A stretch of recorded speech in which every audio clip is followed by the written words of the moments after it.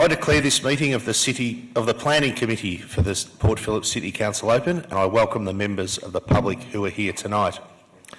The City of Port Phillip respectfully acknowledges the Yalukit Willam clan of the Boonwurrung. We pay our respects to their elders, both past and present. We acknowledge and uphold their continuous relationship to this land. Council has a local law that determines how this meeting will be conducted. There is a time allocated in tonight's agenda for public question time. During public question time, the members of the public can ask specific questions on planning matters other than those relating to a topic that is on the agenda for tonight.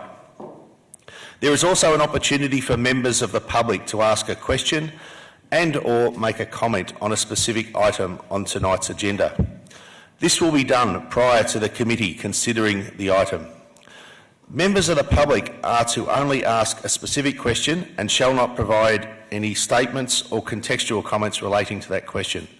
Consequently, the official minutes of the meeting will only record the question asked and any response given.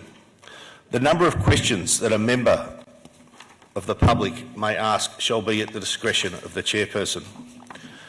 If you wish to ask a question or speak to a report, please complete the blue form that is available at the table just outside the chamber and hand it to a staff member.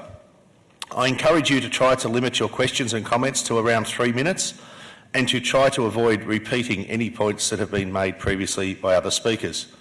Please note that this committee can only address questions and deal with items within its delegation, that is, planning matters. The decisions of this committee are final and can be acted upon.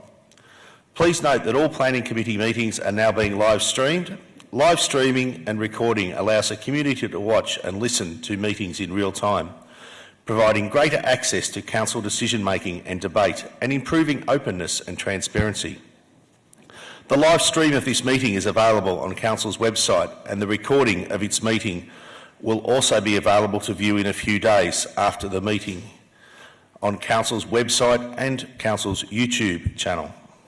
The cameras will film and record councillors at this meeting. However, care is taken not to film or record images of members of the public.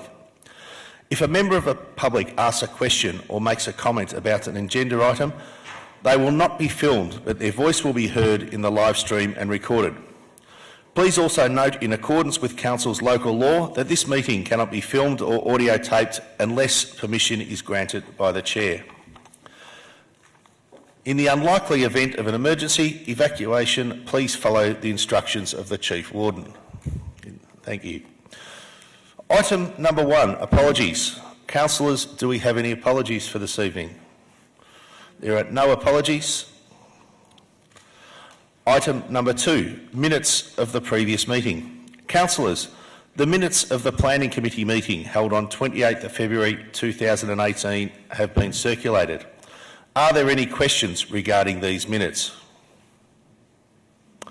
If not, can I have a motion to confirm these minutes?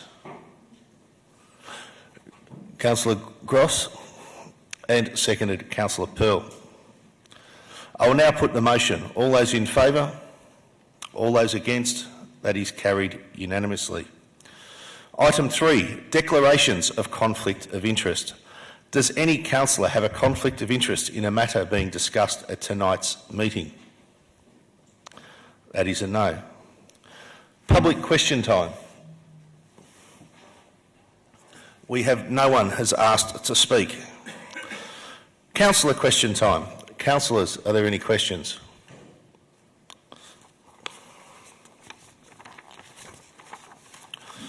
Item 6, presentation of reports. I will now move to the presentation of reports, commencing with item 6.1. Item 6.1, request for ministerial amendment to update DDO 26 St Kilda Road North Precinct. We have one person who has requested to speak, Mr David McGowan.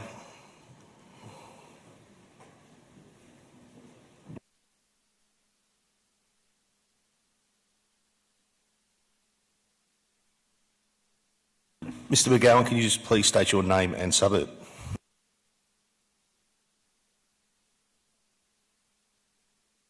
If you could just turn on your microphone. My name is David McGowan and I live in St Kilda Road in the northwest precinct, sub-precinct 2. And one of my colleagues who would also be here speaking is somewhere tied up in the building and I don't know where, so he may arrive shortly.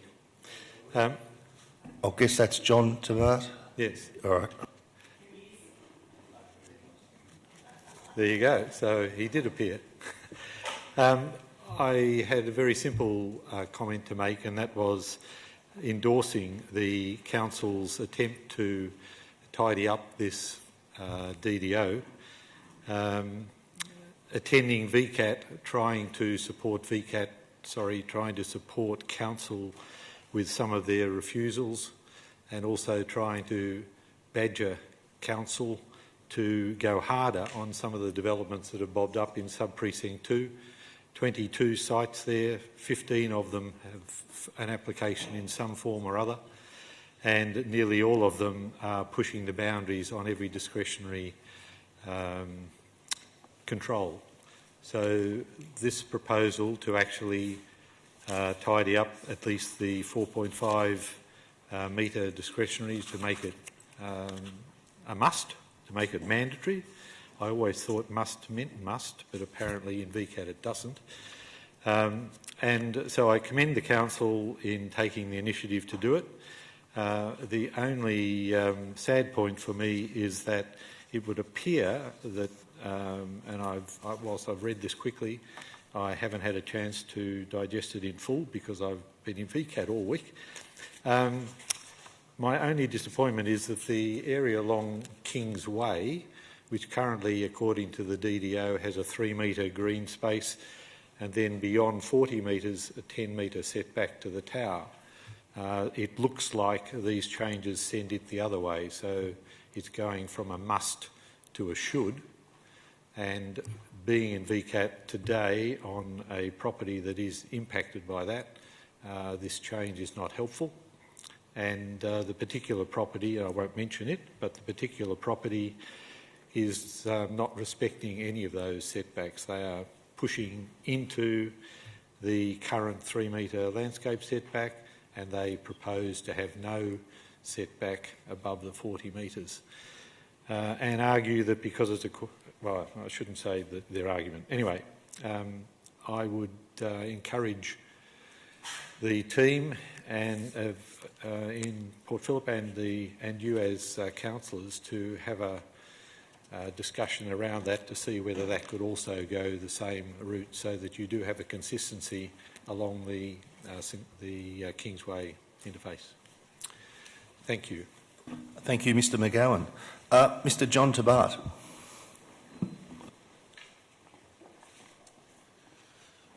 Mr Tobart, if you could just state your name and suburb. Thank you very much. John Tobart. My address, was it? Suburb. Melbourne, 3004. Thank you.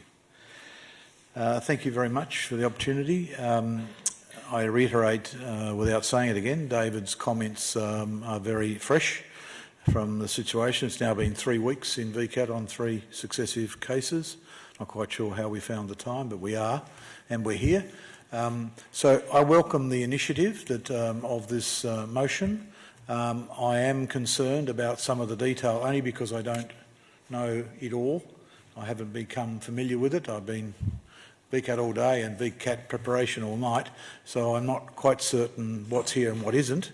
The initiative is great, but I agree with David, we can't soften elements. We're already fighting unbelievably powerfully and it's hard against the developers. Everybody's going for absolute maximum height, maximum density on every application, 15 in the sub-precinct.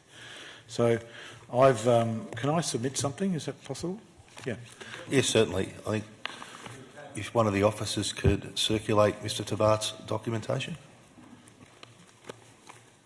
I hope there's enough there. I'll keep one. Oh, hi. How are you, George? Thank you.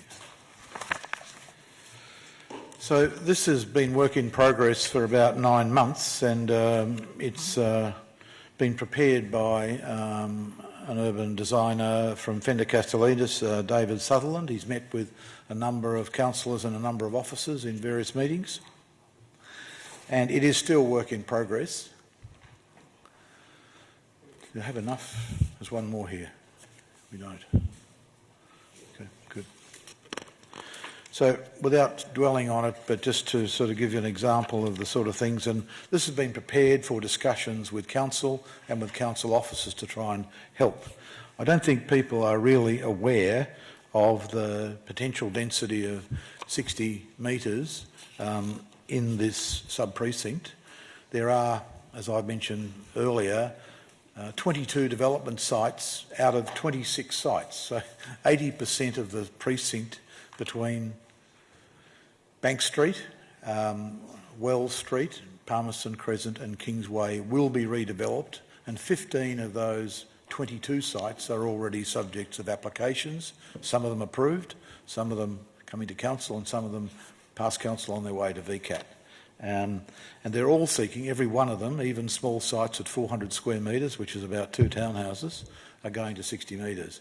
They're all seeking, I've got the right word here, discretionary relaxations on setbacks, on parking. Visitor parking particularly is 0 in most smaller sites. So if you perhaps go through the pedestrian part, that's about the mid-block links, and go to some of the massing diagrams, starting with building massing, and I'm sorry the pages aren't numbered. You can see the sort of density that, and that this is not, there's no attempt to make this look worse than it is, it's that. And the particular block, the one looking from the southwest, we're currently in VCAT reviewing the project on the corner of the access street in the centre is Park Street from the southwest, and the corner site in the lower left-hand side of that first diagram, you can see is a stepped building. That's the site that's currently in VCAT at the moment. It was rejected by this council, 100 Park Street, and beside it is the old, at the wrong height, it's shown at 60 metres, is the old 88 Park Street. So the step in that site, for example, is a step at 40 metres, which is an objective of the DDO, and it's a 13 metre setback with the 3 metre landscaping and then 10 metres. If there was a relaxation of that or a softening of that, that would be 60 metres on that corner, and that's exactly what's being applied for by this applicant. So if in fact what we're doing softens that or makes it clear that it's totally discretionary, then you'll have a 60 metre building, and the intent of the DDO, which is a 40 metre, let me use the right terms, I think it's called street wall, a 40 metre height street wall along a boulevard such as Kingsway. That was the intent. That will be lost by one building, and then of course as a precedent it'll be lost by all. So I guess what we're trying to do is to enforce by as much effort as we can the objectives of the design development overlay to the best we can.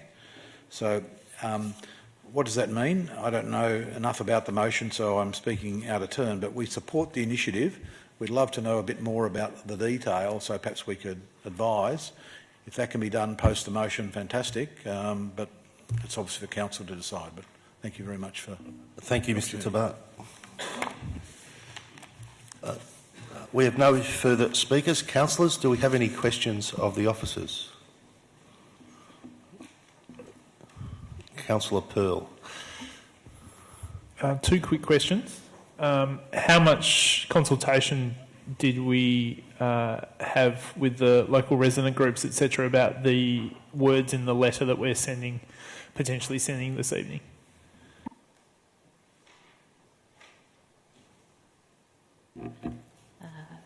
Through you, Madam Minister Chair, we have met a number of times with members of the G12 group to talk about their concerns in this precinct and the potential responses through changes to the planning controls in the DDO 26. The controls that have been put forward to council tonight haven't specifically been discussed with the resident group. We've tried a number of times to meet with them. They have expressed tonight how busy they've been in VCAT matters, so we haven't been unable to have a face-to-face conversation until earlier this evening. So the detailed conversations have happened in terms of the ideas that we were expressing, the potential for changes rather than the detail that's before you tonight.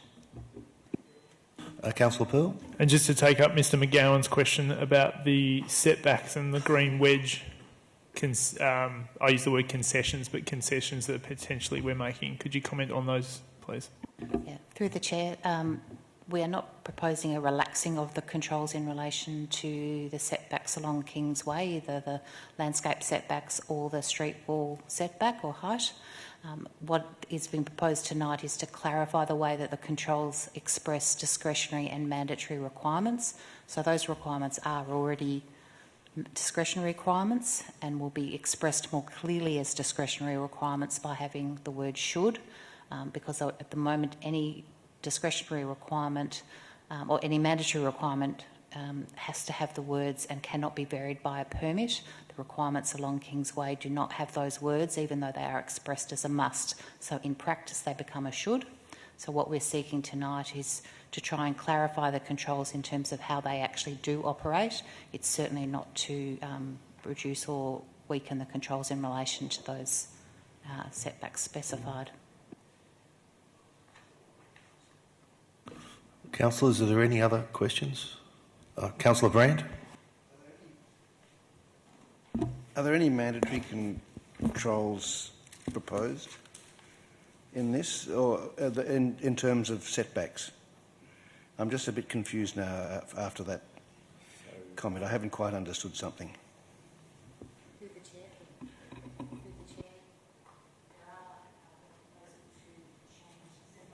Not working. There we go. Through the Chair, there is a proposal to make a discretionary requirement, a mandatory one, in relation to the side and rear setbacks of buildings, effectively building separation, to make the 4.5 metres specified a mandatory requirement. This is something that we presented very strongly to the panel on in relation to ensuring that the amenity is created in this precinct through the separation of buildings. So this is one where we are proposing to increase, I guess, the certainty that we get those setback requirements. That is something that's being challenged by a number of the development applications coming forward to date. Councillor Simic. Thank you. Would you be able to please provide a summary about, so if we adopt this recommendation tonight, what are the next steps and what sort of possible timelines would we be looking at? Through the Chair, if Council adopts these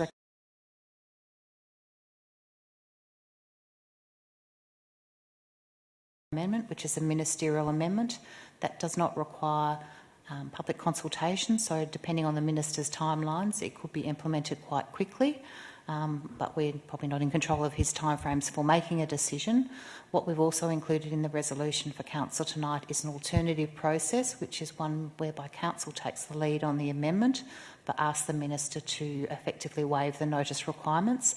That may be more palatable to the Minister, so therefore we put this in as an alternative option, having had discussions with the department officers. So it provides a bit of a fallback option in terms of a process that doesn't really require any more time other than prescribed ministers do need to be given notice under that process, but it would be a minimal extra amount of time.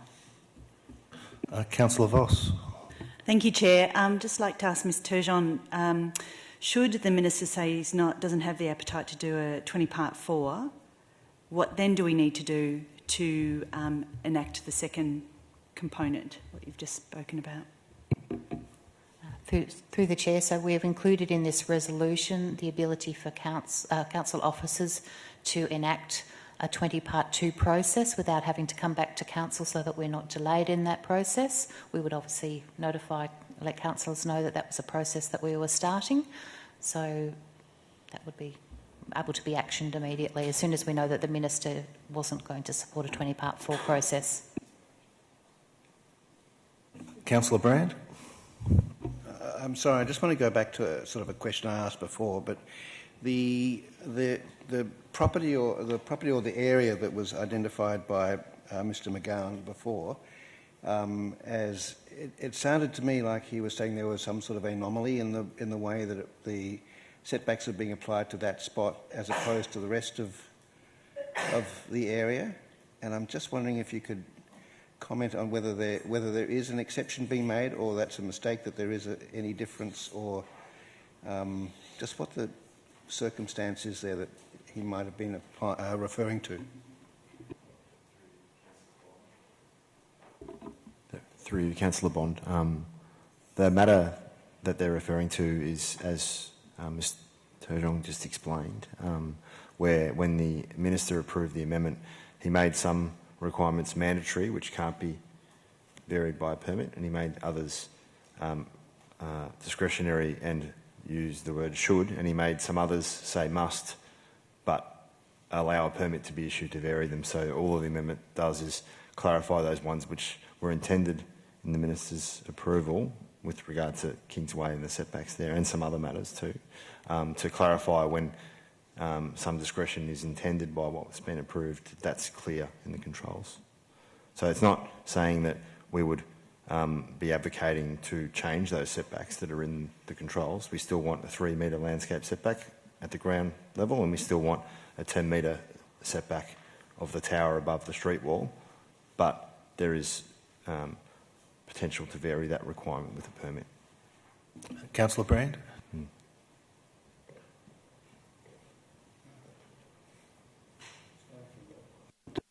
Oh, there's a green there. Oh, yeah. Okay. So just forgive me if I've got this wrong. We've sort of got three levels. There's the should, there's the must, and there's the must, and it with the conditions of it. So so that the one in the area in Kingsway is a should, or sorry, is the normal way that we're doing setbacks along streets? Are they discretionary must or discretionary should? And is this one any different from the others? I think, through you, Councillor Bond again, I think that they vary depending on the area, but I think that when the amendment was first exhibited by Council, the original DDO, it proposed to have mandatory upper level setbacks above the street wall. The panel that considered St Kilda Road North considered in their recommendation to Council that they should all be discretionary, and I think Council for the most part accepted that in its adoption of the amendment when it did that a couple of years ago. But I can check the specifics of all the different ones to see if there was some variation and take that on notice, but I believe that's what happened. Councillor Brand? So, and then following on, some of those were written as must in the approved material by the department, but not followed with the phrase a permit cannot be issued to vary this requirement. So I think we were I think the Minister's team and the department were trying to perhaps introduce some third level in the middle, some purgatorial sense in a planning kind of sense, which is quite peculiar in a DDO. I've never seen it written that way in any other scheme before. Councillor so just Brand? to finish, so you're quite sure that that this is in the discretionary classification, and it's not different from the way that we've treated most of the street setbacks, and we're also somehow expectant that VCAT will honour the idea of discretionary without completely just ignoring it. I think It's got a chance of through Councillor Bond, I think that given the width of Kingsway and the extent development further north in the city of Melbourne and what's happened there, I think it would be very difficult, taking the relevant practice notes that apply for how you draft kind of design controls in a planning sense. It would be very difficult to argue that they must be mandatory in that sense because of the width of Kingsway. I think it would be a very difficult proposition to argue with the Minister. Perhaps if I can add to that, whenever there's a discretionary control which is seeking a reduction, for example, in a setback, the test is always whether or not that reduction in setback still meets the design objectives. One of the findings of the panel in this case was that the design objectives in this DDO are very strong. Now, sometimes that's obviously being challenged, but VCAT need to make themselves convinced that those design objectives are still being met where they exercise discretion in relation to a setback. So we would hope that they would take heed to those design objectives and implement that appropriately. Councillors, are there any further questions? No? If not, we have an officer's recommendation, or would someone like to move that, or an alternative? Councillor Voss? Yes, I'd like to move it. Seconder, Councillor Simic.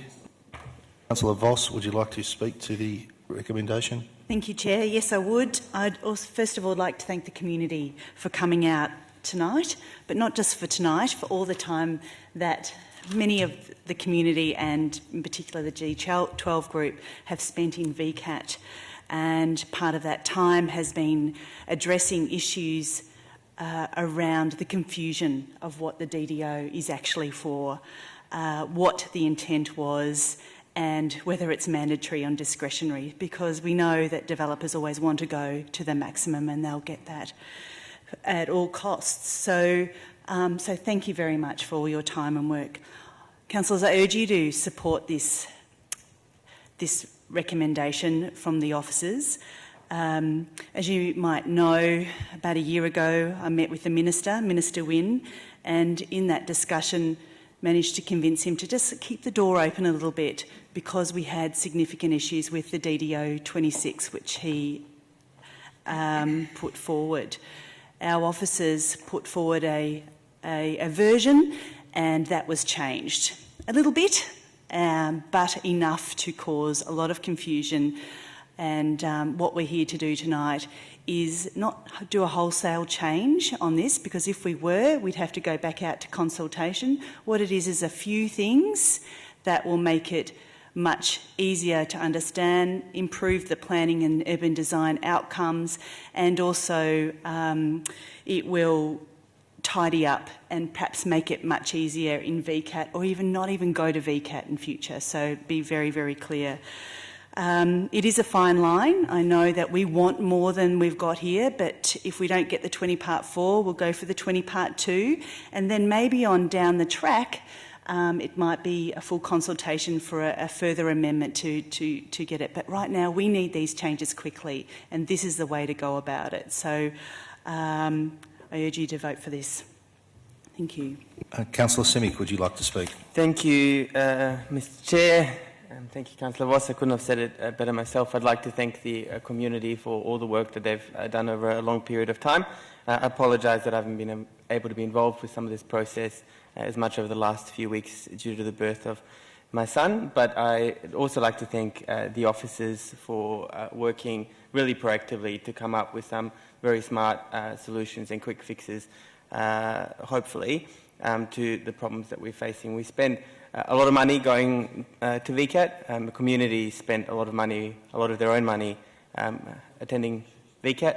That money could be a lot better spent on other community improvement projects, and I hope that some of these improvements will allow for more efficiencies into the future. So I echo Councillor Voss's comments, and I hope that councillors will support this tonight so that we can take the next steps in what is a very important process. Would any other councillor wish to speak? Councillor Brand. Yes, thank you all round as well. Just want to note how good it is to have had David Sutherland from Fender Cats Leaders working on this. That was a very well worked out appointment, I think, and that's great. Just want to note that. And I just want to say, I suppose generally this is such a difficult situation where the pressures are extreme, the need for a robust planning scheme is extreme, and it's like we're spending a lot of time walking around on eggshells. I really hate this sort of process. It's like we're tippy-toeing around like an unpredictable bully or something or other, and it's really it's a awful way to be doing it, and the community that has been really at the front line there in VCAT has been absolutely fantastic, and the officers have been working incredibly hard to sort of negotiate that relationship, and hopefully with wisdom. I'm very confident that it's, you know, all the decisions that we make and the compromises we make will add up to the best we possibly could have done in a difficult situation. So, you know, a bit of confidence, and thank you very much, everybody, for engaging. Councillor Pearl. Thanks, Chair.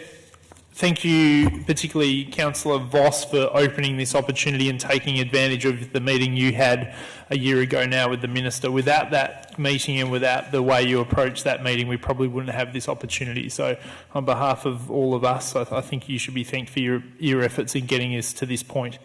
Councillors, I would also encourage you to vote for this. This is an area which this council has taken under its wing in some regards, and we've given it the attention it's due, and I wish that previous councils had done a bit more of that earlier on, not to criticise what's happened, but I think we all agree we can get better outcomes in this area, and if you support this motion tonight, it's yet another small step down the journey to getting better outcomes for the residents there. Also, it's worth noting that the action, well, it's not an action group, it's a residents group, but we have lots of action groups and residents groups in the municipality that come and talk a lot. Some complain, some make proactive steps towards getting better outcomes, but I think this group has shown a reasonable approach, a pragmatic approach, and they've invested a lot of time and a lot of money in very well thought out proposals that gives council some confidence that they're trying to head us in the right direction. So on behalf of Gateway Ward, I think my fellow councillors would agree, we kindly call upon the Minister to help get the best outcome and the best vision for this area. So councillors, I strongly support that you vote for this tonight.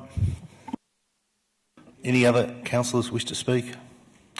No. Councillor Voss, would you like to close the debate? That's a no.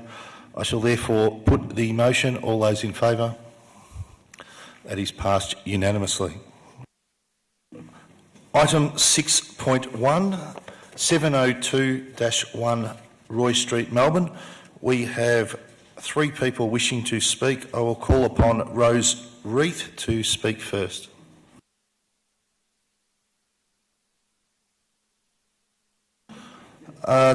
Michael O'Neill, would you like to speak first? Mr O'Neill, if you could just state your name and suburb once you turn the microphone on. Thank you, Chair. Michael O'Neill, and resident of Scala Apartments, Roy Street, Melbourne, 3004. Thank you for the opportunity for addressing the councillors and the committee tonight. I'll try to keep it within the 3 minutes, and if I speak too fast, then it's to get there in the 3 minutes. I speak tonight as an owner of an apartment within Scala Apartments, not as the chairman of the Owners Corporation, which I am, so I'm here as an owner. However, if at the conclusion of my address owners present are in agreement, they may want to show their agreement by a simple raising of their hand.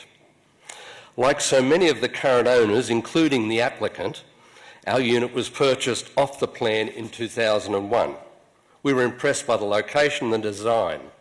It is my understanding that after a lengthy design and planning phase involving considerable discussion with council, approval was given, and that a key stipulation was the final design must represent a modern interpretation of the neighbouring Standhill Flats building. And I'll just take you back for a little bit of walk down memory lane. That was the brochure that we received on the night that the building was released. The very release night on the site, we received this as one of the owners. In that, there is a page which heads up design. Under the heading, design, it states, a wonderful location and a magnificent design combined to make Scala an exceptional opportunity. In early 2001, the applicant and I both accepted that statement, along with 106 other purchasers. We bought the holistic design as depicted in the marketing brochure. And that's the design, and if you were to stand in the middle of Albert Park Oval, you would see that that is a very modern interpretation of Standhill Flats known as Stanhill Flats, across on the other corner. The design is holistic. It's not sectional. Each purchaser bought the design as a holistic design. Yet, it is disregarded in item 2.2 of your executive summary as follows. The proposal would be a minor alteration to the built form and would not impact on the overall design and appearance of the building. The application is supported by Council's Urban Design Officer. There were 29 objections, 29 lodged and as noted in the executive summary. 29 objections, yet they are totally disregarded in item 2.5 of the executive summary as follows. The changes would not result in any loss of amenity to the surrounding properties. I am not aware of that statement being tested by interviewing any of the 29 objectors. Further, under item 2.6, it is recommended as follows. It is recommended that Council informs the Tribunal that it supports the application application subject to conditions. I further refer members to item 3, recommendation, inclusive of items 3.1 to 3.4, and encourage you to reject the recommendation provided by your executive and instruct them further that item 3.1 be amended to read. It rejects the application and instructs Council's statutory planners and its solicitors to brief Council to vigorously defend the rejection by Council before VCAT.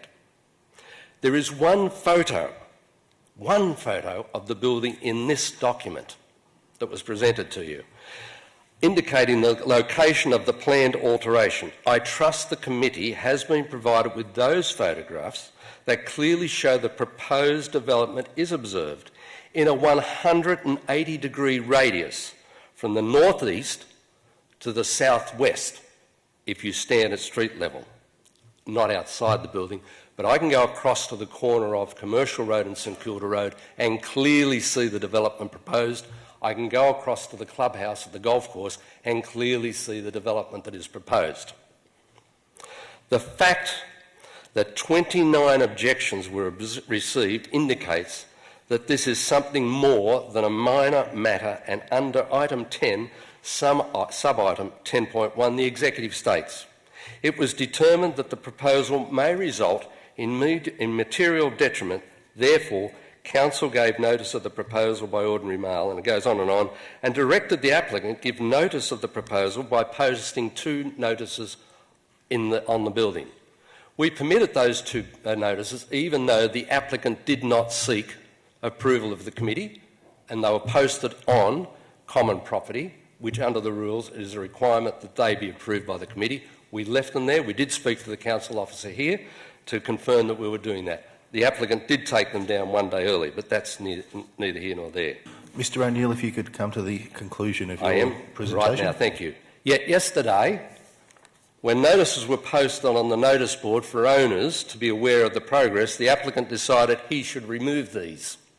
We didn't get the same complementary opportunity. Under sub-item 10.4, the executive states, a consultation meeting was not held as it was unlikely to achieve a resolution given the nature of the works. I certainly would have appreciated the opportunity to engage council officers. Under heading 11, officers' assessment, and under that section dealing with private amenity and outlook, it is stated, the proposed works would not have an impact on the amenity of adjoining residential areas. I challenge that. There is an impact, and there would have been realised had an officer attended the building. Mr O'Neill, if you could finish up now, you've got 6 minutes.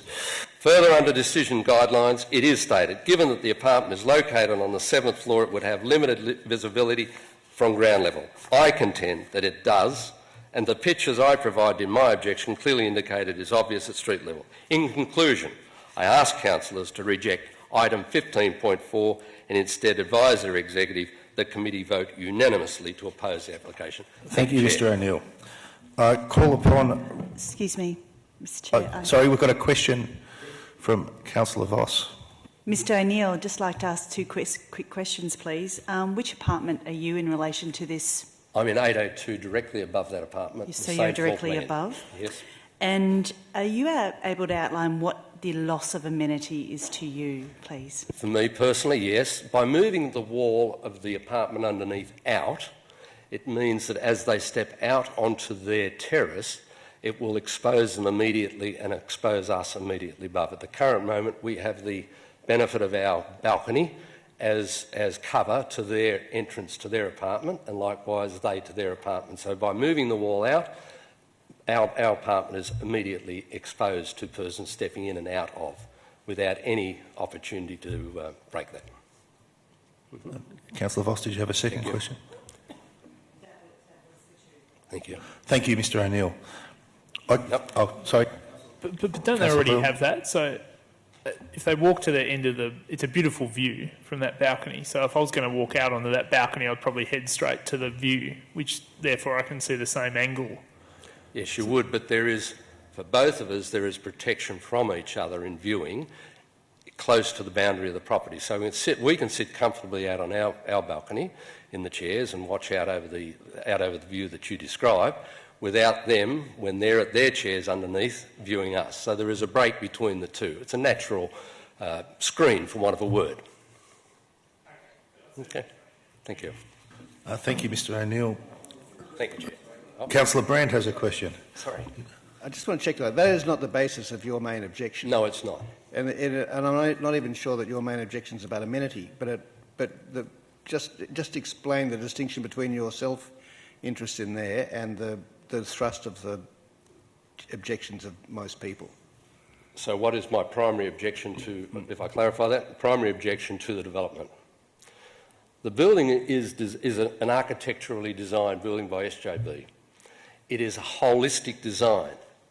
108 owners, or purchasers, now owners, purchased a design without any intention of that being altered.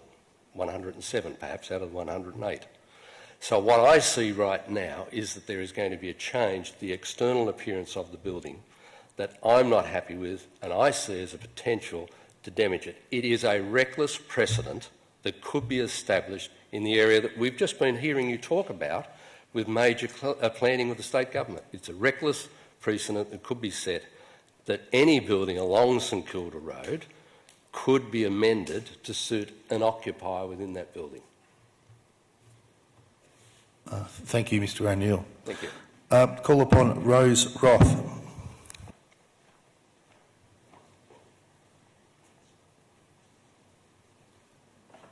Ms Roth, if you could just state your name and suburb, thank you. Rose Roth, apartment 1202, Roy Street. Because we are in apartment 1202 right on the top, I can't say that it would affect me and my husband personally. But I want to say something about the communal effect it will have. We have a very lively, vibrant, warm community in Scala.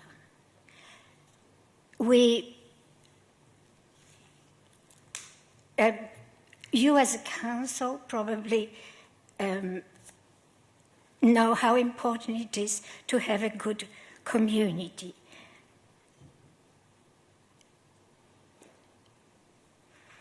And I am afraid that if this is approved, it will start a precedence for others to do the same. Actually, I am absolutely sure it will. I have already heard others say it. And this will have an unhealthy effect on our close community in the building.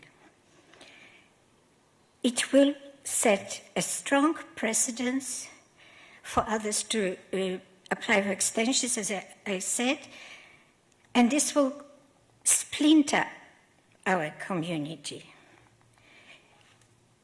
Help us to keep our community healthy and do not contribute to discord amongst neighbours. This is what I'm asking.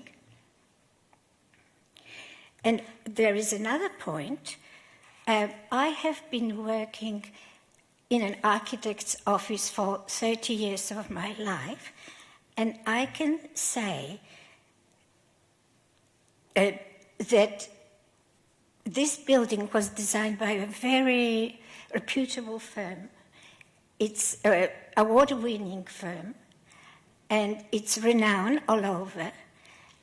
And it is a beautifully designed structure. And it doesn't just happen.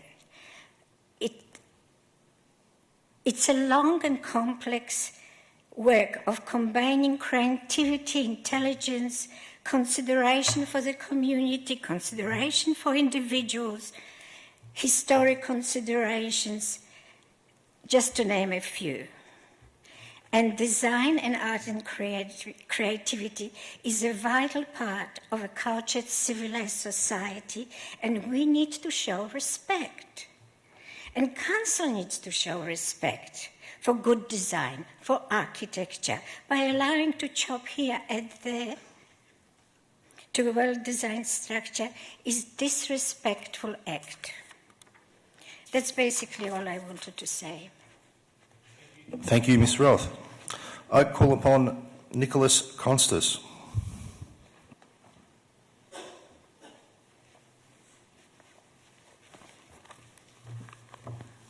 Mr Chair, councillors, members of the panel, my name is Mr Nick Constas and I'm a senior building designer from HDZN. We prepared the plans.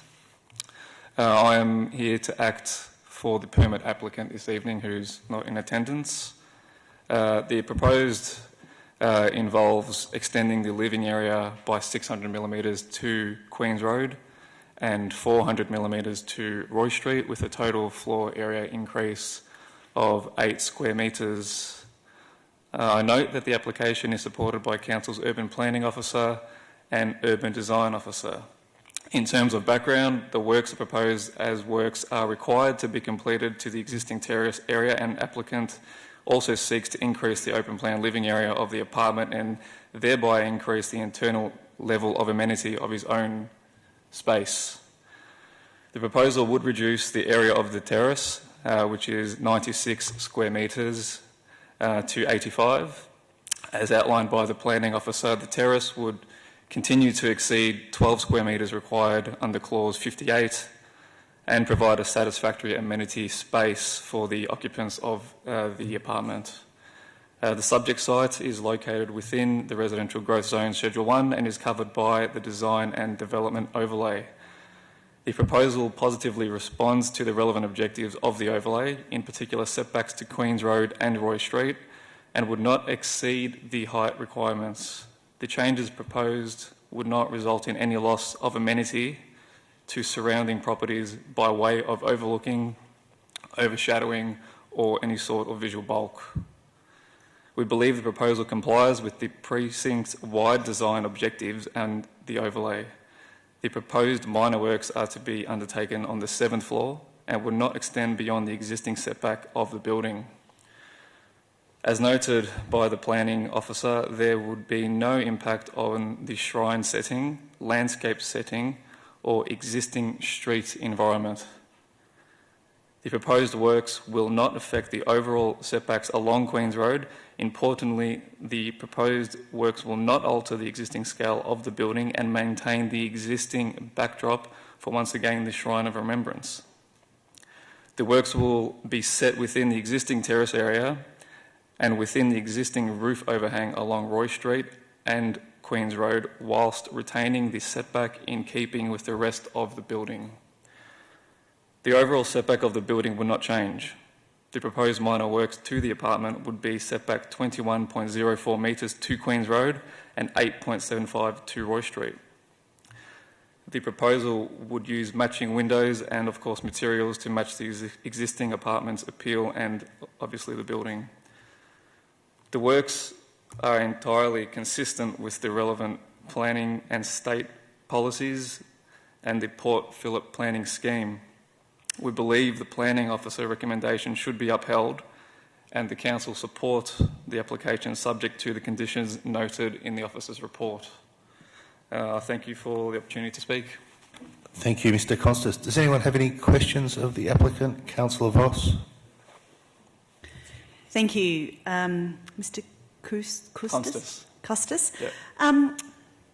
What's the reasons for these changes? They're quite small. Just They are wondering, very minor. what are the benefits? And Yeah, there's currently some work to be done on the terrace due to some water damage, and the opportunity to extend the amenities has arisen, and the client has come to us seeking these improvements to his dwelling, and we sought to see that they weren't too excessive. And within... Councillor Voss. sorry. So when you say improvements, just making a room larger, is that what? Essentially, they weren't happy with some of the layout and the flows of the living areas, so they came to us with the request for this proposal, and we've sought after to get it done for them. Yeah. Councillor Brand. Your client's proposal obviously depends on council's approval of it. Does it also depend on the body corporate's approval of it? That I'm not sure, but the applicant was dealing with 2181 planning, who is not in present tonight, but they, I'm sure, would have gone through the relevant bodies to get it all above board prior to council's approval. I'm sorry, but are you saying that they may have got body corporate approval? Or I'm not, I don't have that information in front of me. All right. Councillor Brand, is there any other questions? Anyone else have any questions of the applicant? Councillor Pearl. Question to the officers. One of the speakers... Not up the officers yet. Sorry. Pardon me. No more questions of the applicant. Thank you. Anyone else? Sorry, Mr Simic. Councillor Simic. No more questions for the applicant. Mr Constas, you can resume your seat. Excuse me, Chair, can we ask one of the objectors to come back to... Is there an objector you'd like to come back? Or the chair of the body corp? Yeah, Mr O'Neill. Mr O'Neill, if you could come down. Thank you, Mr Constas. Thank you. Mr O'Neill, welcome back. Councillor Voss, did you have a question? Councillor Brand, did you have a question? Yes, and speaking perhaps as the chair of the Owners Corp,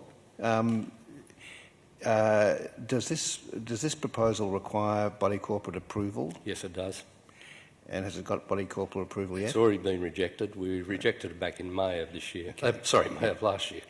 Yeah, and that is an independent thing to what we have to look at. Yeah.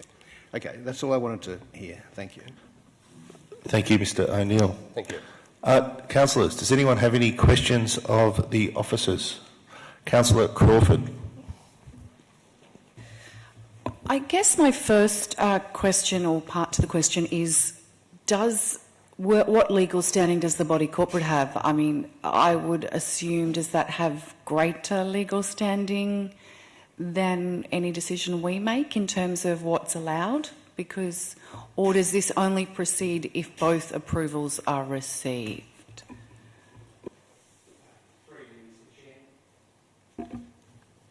Through you, Mr Chairman. So the planning process is really the first step in the development process, so it does need a planning permit, absolutely. That would be the first step. The second step would be the Owners Corporation requirements. The matter is progressing to VCAT, a value appeal has been lodged, and VCAT will need to make a decision after that. If it's a favourable decision, then the body corporate will need to make a decision on the application. Councillor Brand. I want to ask Mr Borg about this clause in the original approval for the building that Mr O'Neill mentioned, where it says the final design is one of the conditions, was the final design must represent a contemporary design of the Stan Hill building, or words to that effect that he mentioned. I had forgotten that. I should have remembered it because I was involved in that. Application when I was on council last time. But I just want to know what the standing, if that was a requirement of the original approval, that would that still stand as a requirement that the building remains as that or is considered as that?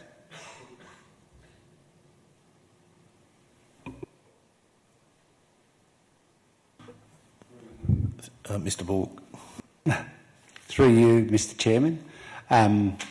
We're just busily searching the previous approval to see if that was in there. I would be saying that on the face of it, there is no condition requiring that. So that's what I've just been advised. So there doesn't seem to be a condition requiring it. What I would say, though, is the changes would still remain respectful to this building, and the changes would then be respectful to the Stanhill building as well. Councillor Brand.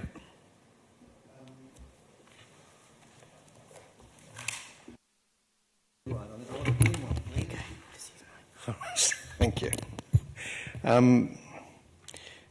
Sorry, Mr. Book, I'm just not clear. Are you saying that did we just go through that and discover that it wasn't part of the... I mean, there seems to be some... I mean, I would like to know whether it really was or not part of the original approval conditions before we sort of proceed on to whether it's actually been fulfilled or not. Yeah.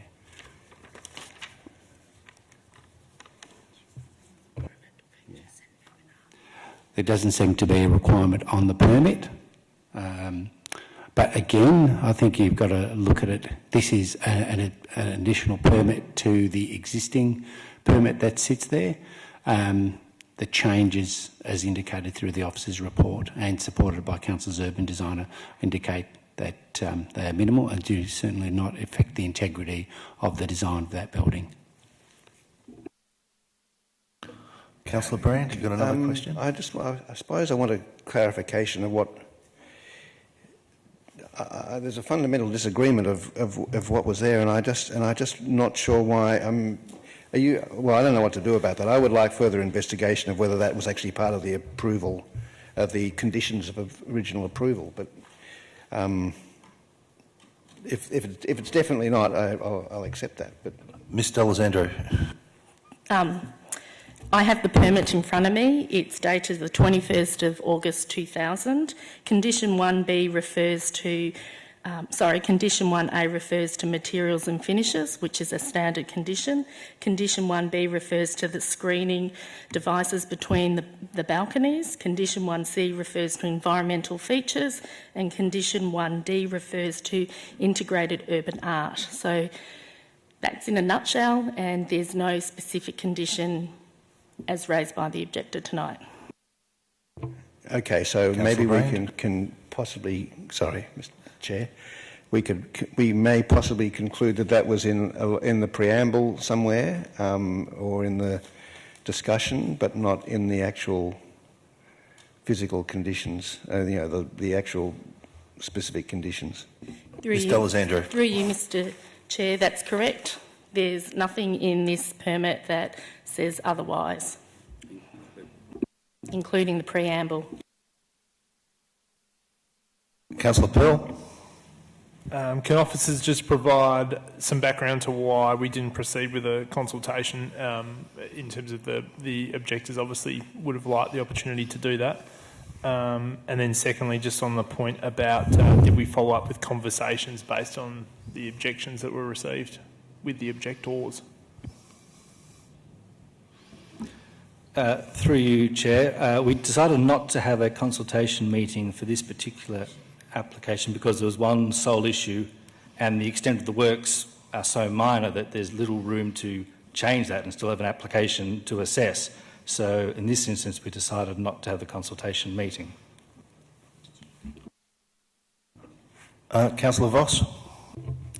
Thank you, Chair. Just wanted to go back to apartment 702 and the layout. So this extension is to do with some changes internally, and from what I can see in the map, looks like just a big space of a room.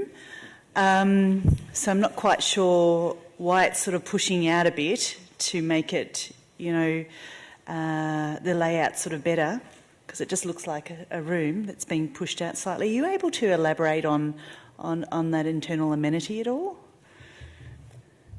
I can only add that they're adding 8 square metres to the living room, and there's no other internal change that I can see in the plans. And the other rooms and the access from other rooms to that living area appears to be the same. Do they need to get permission if they're going to do any internal works for this?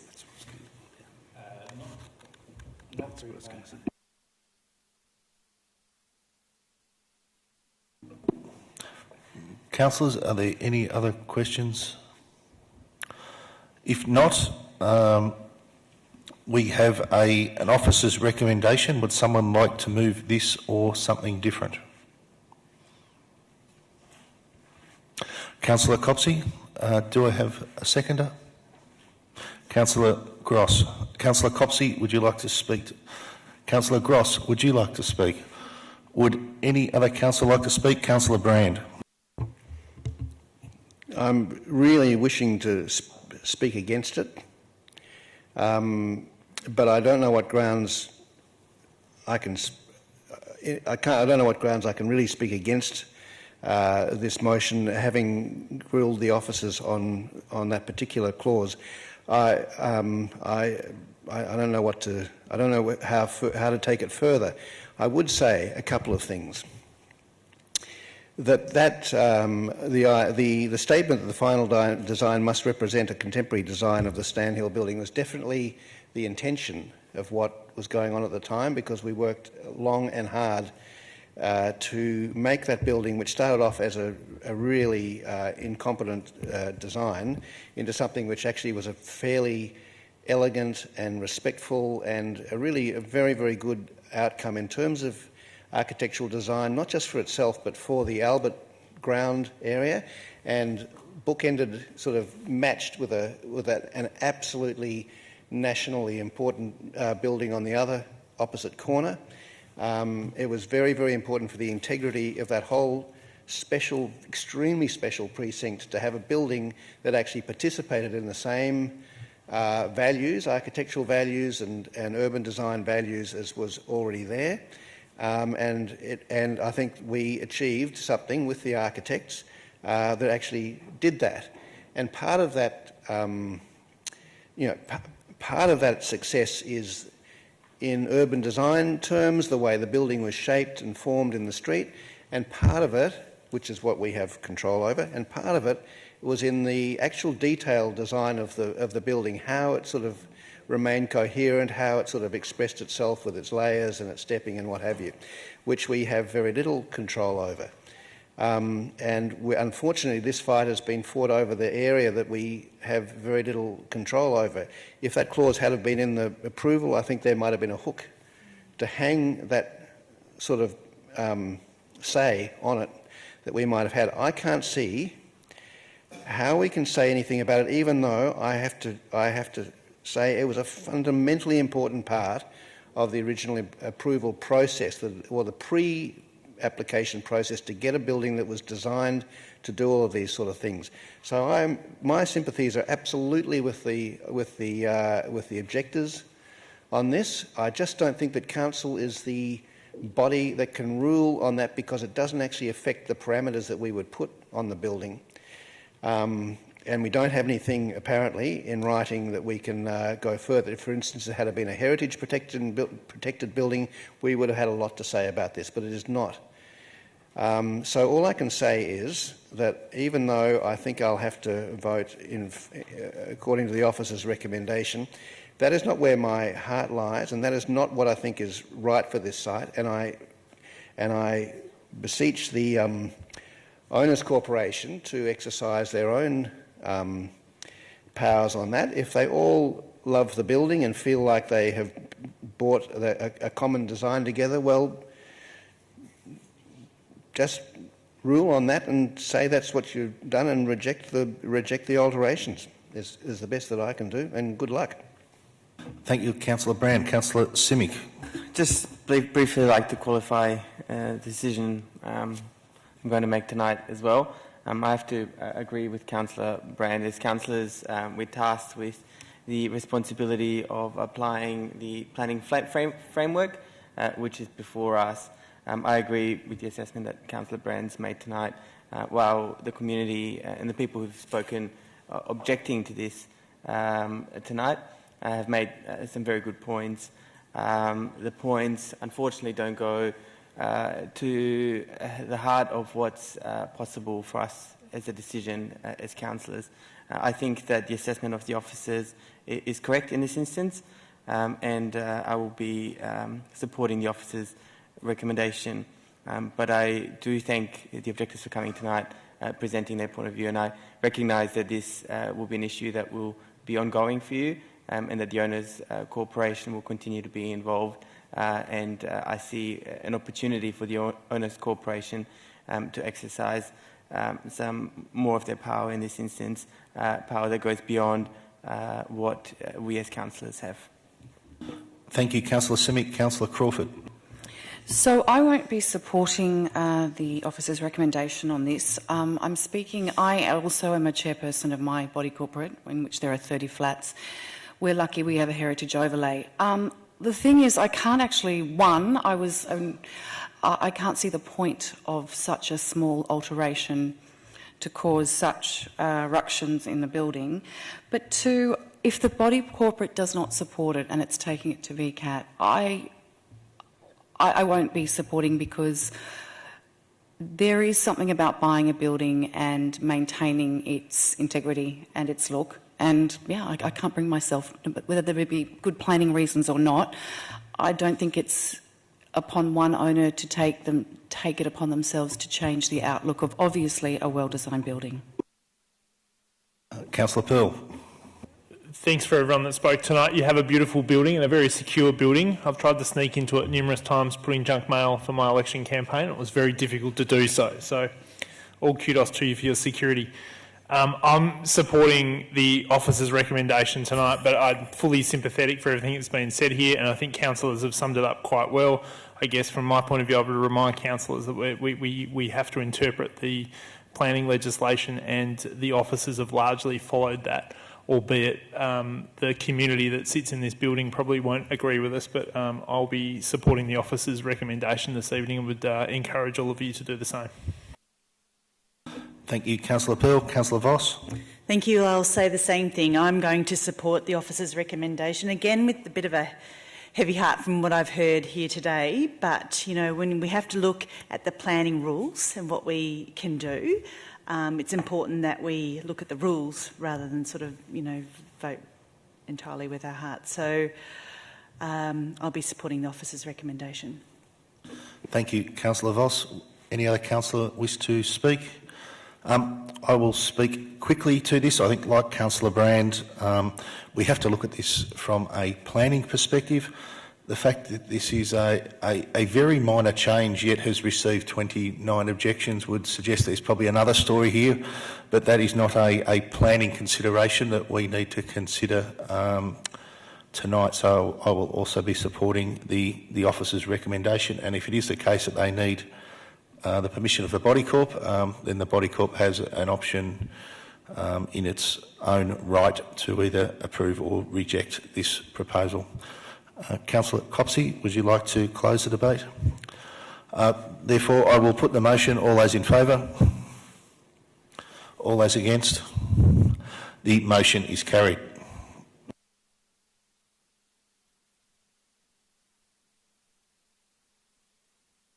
Next item is item 6.3, 3A/339 Williamstown Road, Port Melbourne. We have one person here to speak to this proposal. That is Kelly Burns from SJD Planning on behalf of the applicant. Ms Burns, if you are present. Yes, thank you.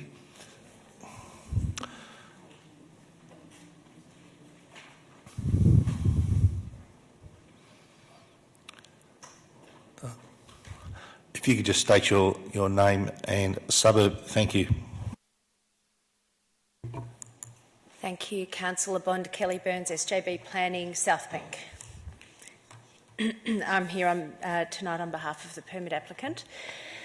Thank you, councillors, on behalf of the permit applicant for the opportunity to address you this evening, and thank you also to council officers for their ongoing assistance with this matter and bringing the matter to finality tonight, and with an affirmative recommendation.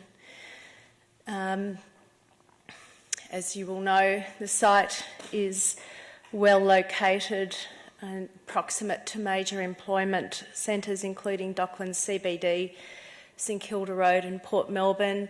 It's in the Fishermans Bend urban renewal area in the Wirraway Precinct, and being on Williamstown Road is an area where lower scale development for the Fishermans Bend area is proposed, being a maximum of 4 stories, which is met by the proposal, which is 3 and 4 stories in height. 16 townhouses are proposed, which are looking to provide family-style accommodation of predominantly 3 but 2 4-bedroom dwellings. The site has a wonderful interface to JL Murphy Reserve and provides the opportunities for passive surveillance of the park and the activation of that western side of the park.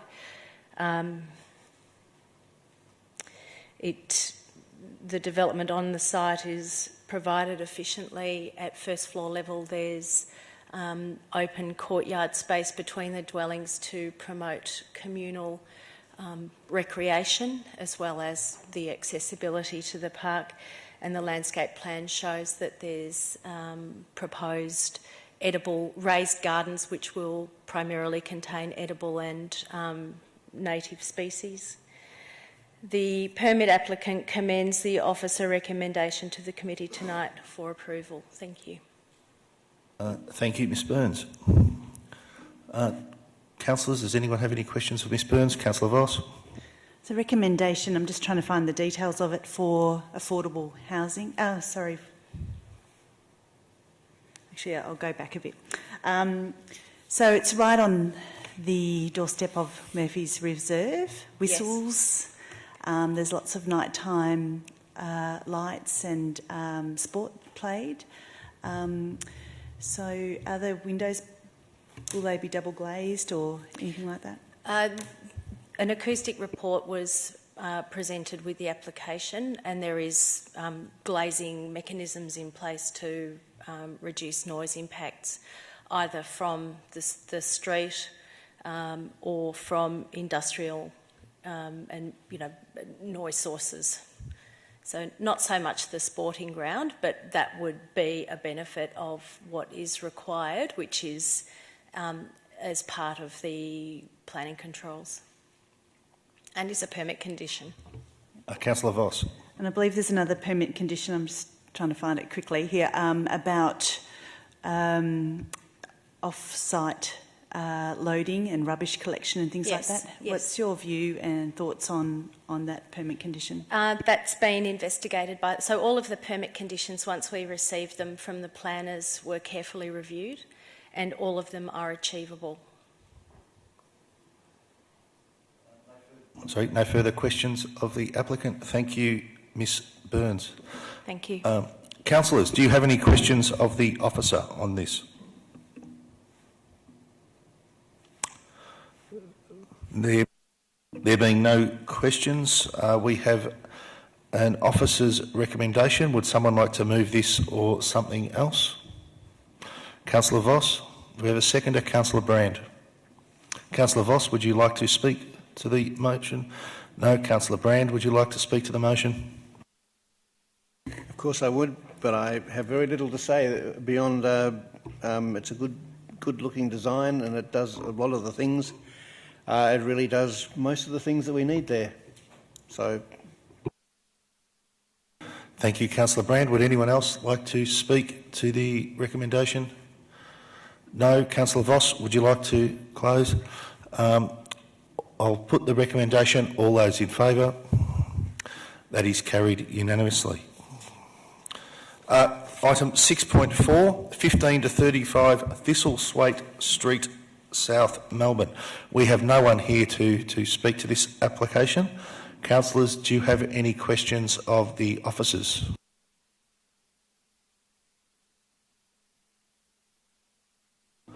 That's a no. Councillor Simic, would you like to move, or you have a... Councillor Simic has moved the officer's recommendation. Councillor Voss has seconded. Councillor Simic, would you like to speak to... That's a no. Councillor Voss, would you like to... Would anyone else like to speak to the officer's recommendation? Councillor Simic, would you like to close? In that case then, I will put the recommendation. All those in favour? That is carried unanimously. Item 6.5, 199 to 201 Normanby Road, South Melbourne. We have one person to speak to this on behalf of the applicant. That is Thistlethwaite, SJB Planning. Like to come down, Mr. Thwaite? If you could just state your name and suburb, thank you. Thank you, councillors. My name is Thistlethwaite, Director of SJB Planning, which operates from Dorcas Street, Southbank, here on behalf of the permit applicant, or the amended permit applicant. Councillors, we thank you for the opportunity to speak tonight. We believe your officer's report of the application provides a comprehensive and balanced appraisal of the proposal's merits and an appropriate basis for deciding to support the grant of an amendment to a planning permit, remembering that the Minister is the responsible authority here. And we endorse the recommendations of the Council Officer and encourage you to come to a similar conclusion more broadly. We thank officers for their willingness to work with us in a constructive and conciliatory manner to resolve what are reasonably challenging planning and design issues, and we welcome the officer and their referrals support. In making a decision tonight, we encourage you to keep a number of matters in the forefront of your mind. The amendments do not propose to transform the approved scheme, and instead will enhance the approved scheme with a development more in line with the vision, both current and proposed for the Fishermans Bend, through the incorporation of a greater mix of land uses, greater diversity of dwelling typologies, increased activation, and a significantly improved architectural design. The building envelope remains largely unchanged. In particular, setbacks to boundaries are maintained, building height is maintained, and podium heights are slightly reduced. The amended development provides greater levels of internal amenity for all apartments, have been designed to accord with the objectives of now better apartment design standards. Greater levels of communal open space are provided, and the overall number of car parking spaces have been decreased. Importantly, we've been working hard with officers at Council and the Fishermans Bend Task Force before the application was even lodged with the department. This included numerous meetings and discussion with officers and a willingness to progress the application to a point that everyone was happy with, ultimately prior to lodging, and it's evidenced by the permit conditions. Notably, we've worked hard to ensure that development offers a genuine improvement from that already approved and which could be acted upon. And from the start, our client's been open to suggestions and feedback from all, both the council and the department. And finally, whilst we generally endorse the suggested officer's recommendation, we're here tonight to specifically talk about the permit conditions suggested, one in particular, and it's perhaps of no surprise it's been recommended by officers, and that is that which concerns affordable housing. The amended proposal here before you seeks to reduce the number of dwellings delivered on site by 130, which is almost a 50% reduction. And we respectfully see no nexus between the reduction of dwellings proposed, an increase in non-residential floor space, which is actively sought by policy, and the introduction of a requirement for affordable housing. We note that the existing approval does not include this requirement. And we note that the clause 22.15 of your planning scheme, where this is contained, seeks to encourage all new developments that propose accommodation over 12 storeys to allocate 6%. As the policy encourages the provision, as a policy, Council and the Department are afforded discretion as to whether or not the introduction of affordable housing is appropriate.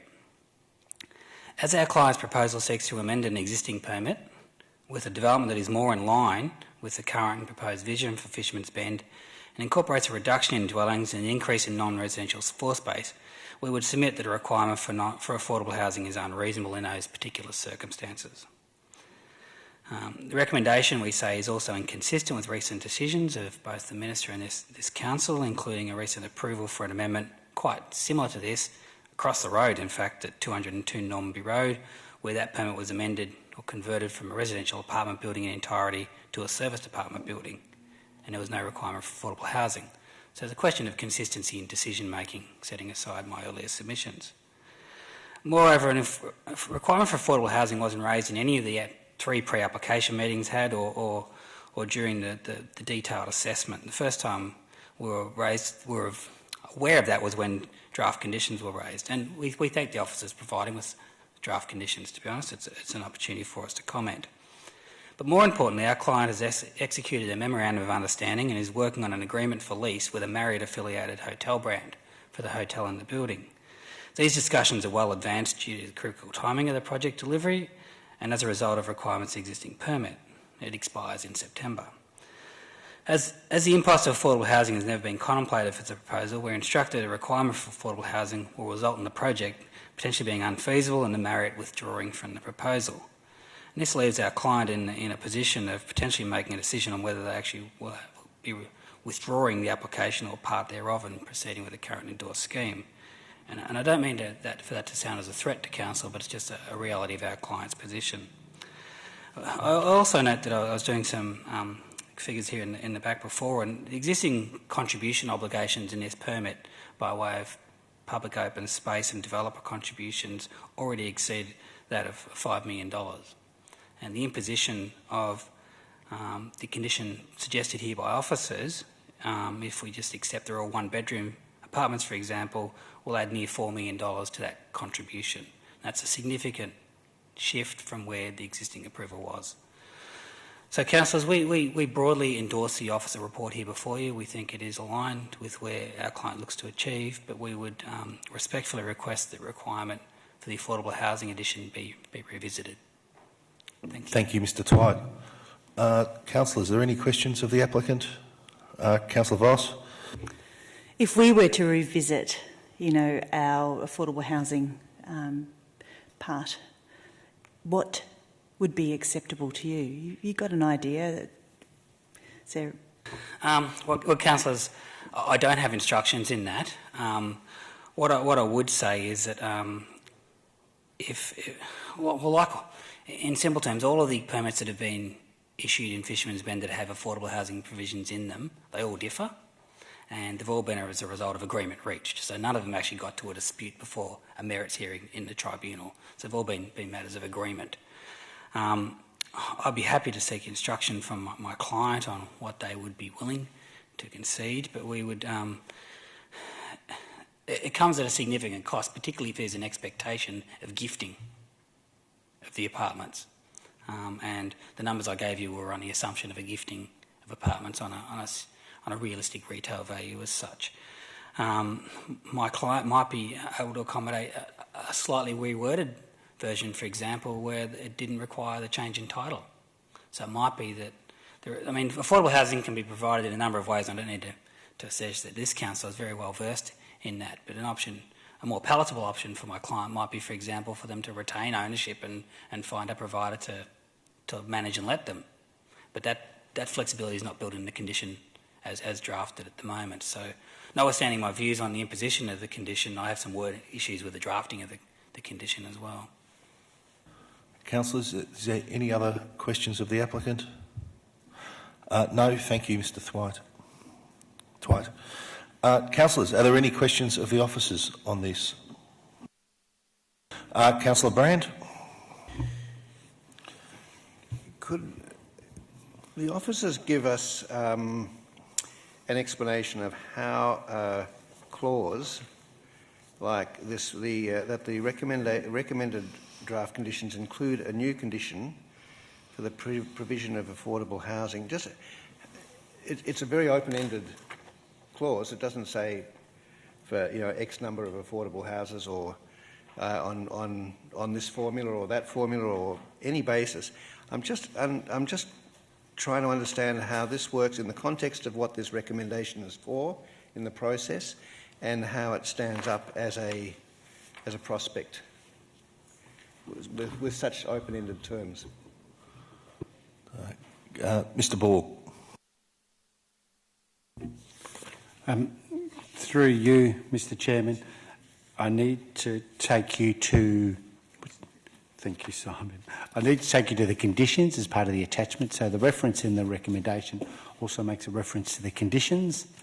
So you need to go further back. I have on the agenda papers, I have it at being page 356, and it's condition number 50. So that would be the condition we would be recommending to the Minister. I'd also remind councillors that our role here is to provide advice to the Minister and provide advice in regard to whether we support the amended application and what conditions we would like seen on that. The responsible authority is the Minister for this application and for any changes. So he can accept these conditions, vary them or disregard them. Thank you, Mr. Borg. Councillors, are there any other questions of the officers? If not, is that a question, Councillor Brand? I'm just, I don't want to reveal my level of misunderstanding here of what we're looking at. The provisions of non-residential areas in this building as a new. It's a new feature of the proposal, and how does that relate to the sorts of requirements that we would hope for added community value or added value to this development in the as opposed to social housing or other sort of public goods? I'm just trying to ask how that provision of other types of space actually relate in that formula. For you, Mr. Chairman, this proposal changes the building from wholly residential to, or with a very small office component, to a more sort of 50-50 type mix where we have a commercial tenancy at ground floor adjacent to the entry, and then we have the hotel above sharing some space at the podium level and up through the building, and then the apartments in the upper level. So it does a lot of things that the framework plan seeks: mixed use, active uses, and gets away from that just dormitory nature, which can be a result of purely residential buildings. So that's a plus. But on top of those aspirations in the framework plan and in the planning scheme, there are the further aspirations set out in Clause 2215, which also includes that affordable housing provision. This building, whilst it is an amendment of an existing permit, under Section 72, the way the planning scheme and the Act is written, Council is required to consider it effectively as a sort of a new. So it sort of, whilst it builds in part and becomes a Part A permit if it was to be granted on the existing permit, it's still got to be considered afresh. And that trigger has now been introduced, and hence that's the reason why we've included that recommendation.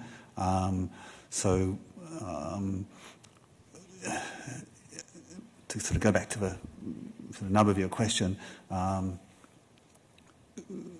whilst it provides space in one respect, it doesn't sort of cover all the bases set out in the planning scheme. Can I add to that response as well, Mr. Chairman? That certainly is a concern raised by Mr. Twite in regard to the compatibility of a hotel and affordable housing was a concern. Obviously, as has been raised by the potential leaseholder, I can remind councillors that 253 Normanby had a hotel aspect in it as well, which went through council, and then a VCAT process, and that also incorporated affordable housing within that development, so there didn't seem to be a great concern there. Thank you, Mr. Ball. Councillor Voss. Just noting that the design of this building has substantially improved, in my opinion. Is it worthwhile having in a condition that we retain the architect going forward, or is it already in there? Just wondering your advice, Mr. Borg, whether that's something that we should look at.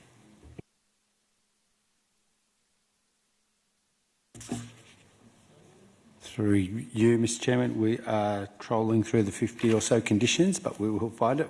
I think it's certainly a good condition, and I will find that condition. And thank you. Condition 6, councillors. Thank you. Thank you, Mr Ball. Councillors, are there any other questions of the officers?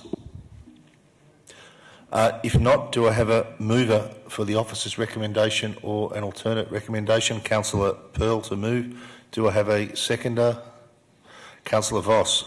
Councillor Pearl, would you like to speak to the motion?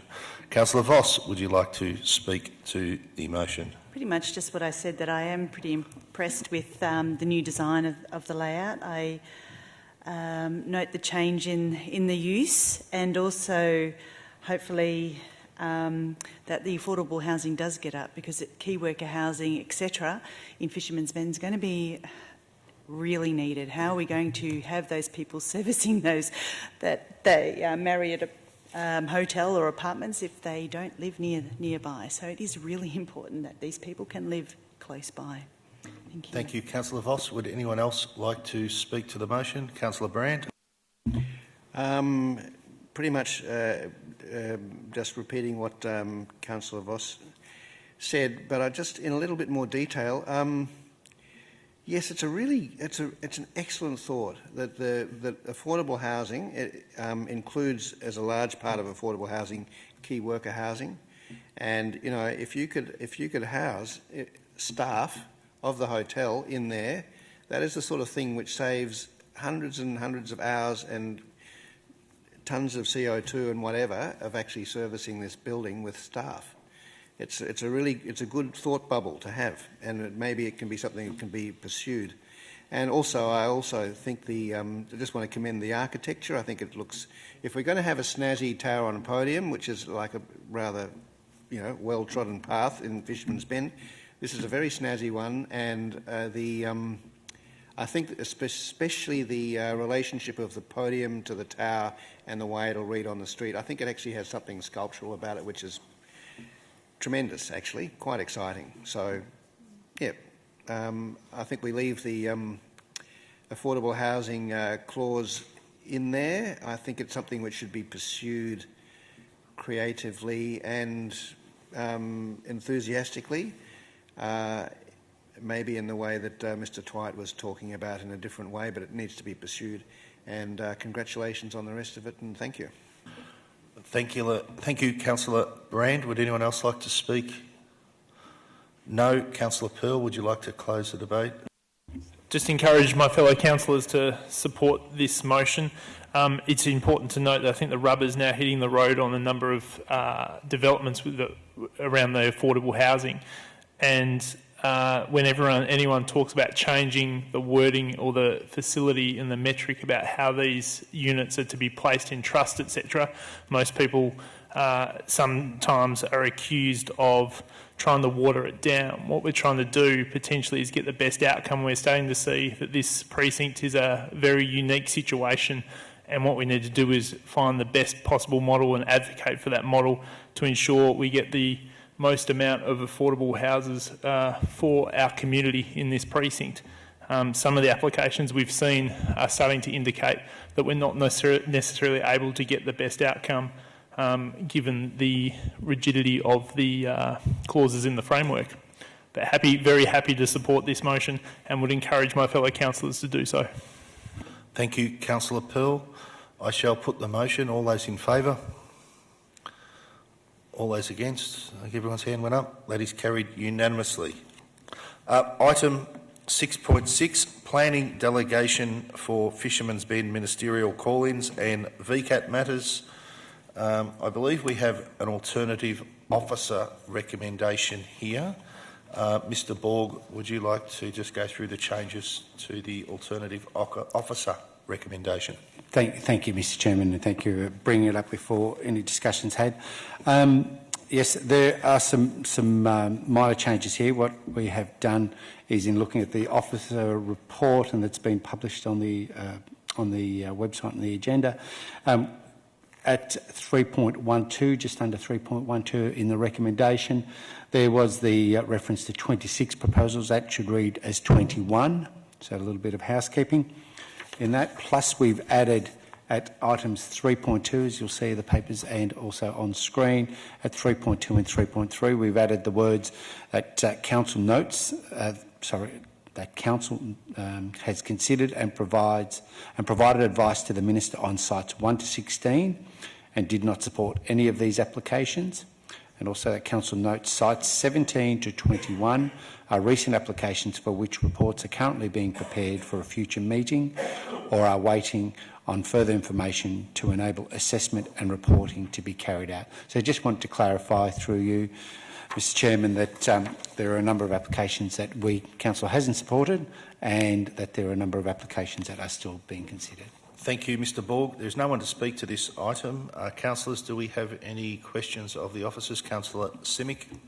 So, thank you, Mr Borg. Applications 1 to 16 is listed. Is it possible to quantify how much time it's taken Council already to consider those applications before they were called in?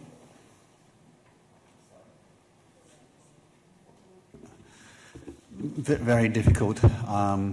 Typically, the assessment of these tower applications involves several pre-application meetings with the department, with applicants, internal referrals and further meetings, and then preparation of reports.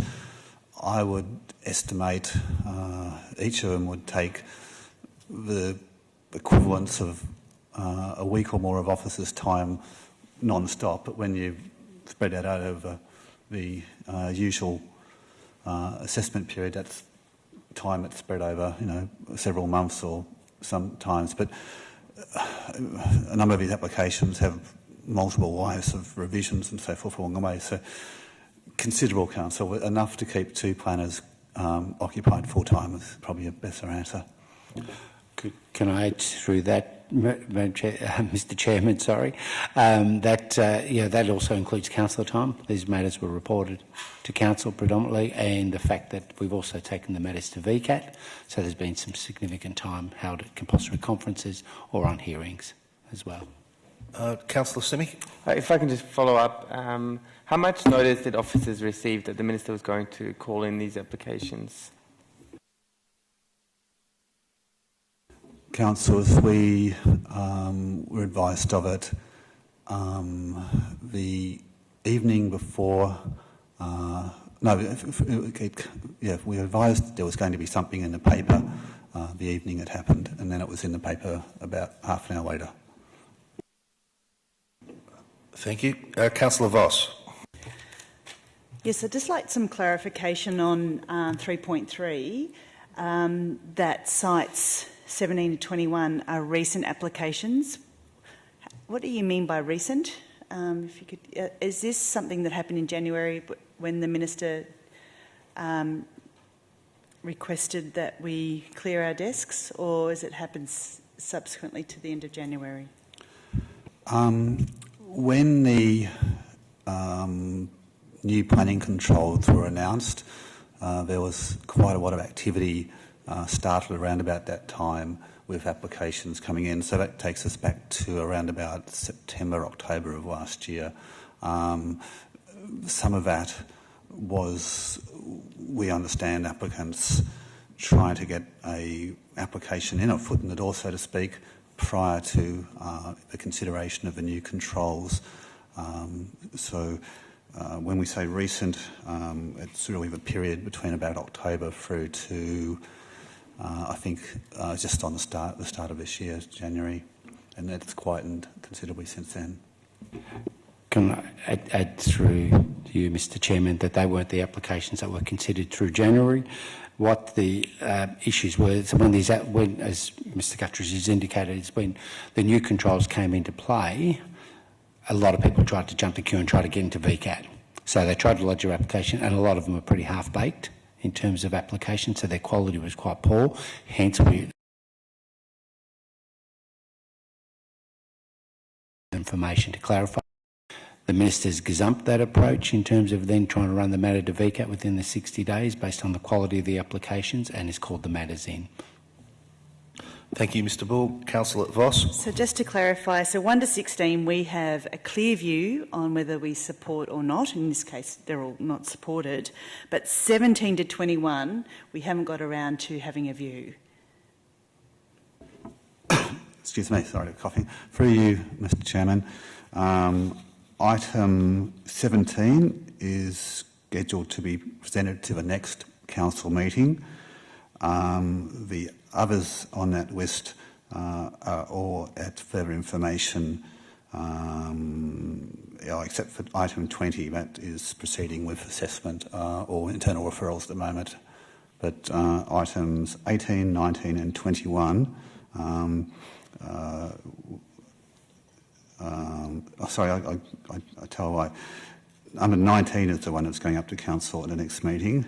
Numbers 17, 18 and 21 require substantial further information, and number 20 is undergoing assessment. And can I add again, Mr Chairman, just to ensure that we continue to progress the applications, regardless of how they're going to be determined, whether it's through an advisory panel or VCAT or the Minister, we will continue to provide Council's position on these applications as we're required to do, so they will be brought to Council when they're ready for reporting. Thank you, Mr Ball. Councillors, are there any further questions of the officers? If not, we have the alternate officer's recommendation before us. Do I have a mover for that? Councillor Copsey, seconder, Councillor Voss. Councillor Copsey, would you like to speak to the motion? Councillor Voss, would you like to speak to the motion? Absolutely. I think it's terrific that we're being so transparent about what actually happened in January, that these were all requested to go back to the Minister and that we'll try to clear our desk, and it's really great that we're now quite public about which ones were actually decided on or what the decision was. So thank you for that. Thank you, Councillor Voss. Would anyone else like to speak to the motion? Councillor Copsey, would you like to close the debate? In that case, I will put the alternate officer's recommendation. All those in favour? That is carried unanimously. Next item on the agenda is item 6.7, the Planning Permits Delegate Report. We have no one here to speak to that. Councillors, do you have any questions of the officers on the Delegates Report? There being no questions, do we have a mover for the Delegates Report? Councillor Simic, and a seconder, Councillor Pearl. Councillor Simic, would you like to speak to the report? Just to say thank you to the officers for the incredible and voluminous amount of work that they do in this area. Councillor Pearl, would you like to speak to the Delegates Report? No, thank you. Would anyone else like to speak to the Delegates Report? Councillor Simic, would you like to close the debate? That being a no, then I will put the motion. All those in favour? All those against? That be carried unanimously. Brings us to item 7 on the agenda, urgent business. Councillors, are there any urgent business for tonight? Is that a yes or a no? Councillor? Yes, that confidential is item 8 on the agenda. So do you have any urgent business, Councillor Quigg? Clearly you do have urgent business, but it doesn't involve council meeting. There being no matters, we shall move on to item 8, confidential matters. Would someone like to move whether or not we go into confidential? Councillor Voss, do we have a seconder? Councillor Pearl, all those in favour of going into confidential? I think that's everyone put their hand up. Thank you. Officers, if you could clear the public gallery and we turn off our